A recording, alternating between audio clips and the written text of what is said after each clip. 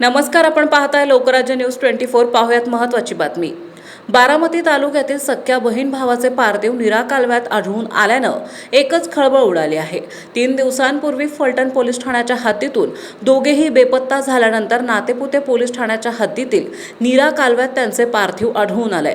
किरण काकासाहेब चोपडे वय वर्ष 26 आणि काजल काकासाहेब चोपडे वय वर्ष 23 राहणार मेखळी तालुका बारामती अशी त्या बहीण भावांची नावे आहेत। दरम्यान या घातपाताचा प्रकार आहे की दुचाकीसह कालव्यात पडल्यानं त्यांचा मृत्यू झाला। या दोन्ही शक्यता गृहीत धरून नातेपुते पोलीस तपास करीत आहेत। काजल काकासाहेब चोपडे ही फलटण मधील एका इंजिनिअरिंग कॉलेजमध्ये 3ऱ्या वर्षातील प्रोजेक्ट संदर्भात माहिती घेऊन प्रोजेक्ट असलेल्या व्हॉट्सअप ग्रुपमध्ये ऍड करा म्हणून सांगण्यासाठी भावासोबत आली होती।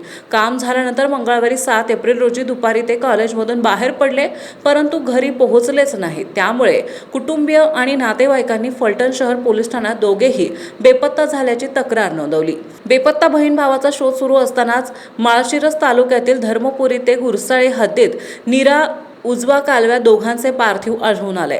नातेपुते पोलिसांनी स्थानिक ग्रामस्थांच्या मदतीने पार्थिव बाहेर काढून पंचनामा केलाय।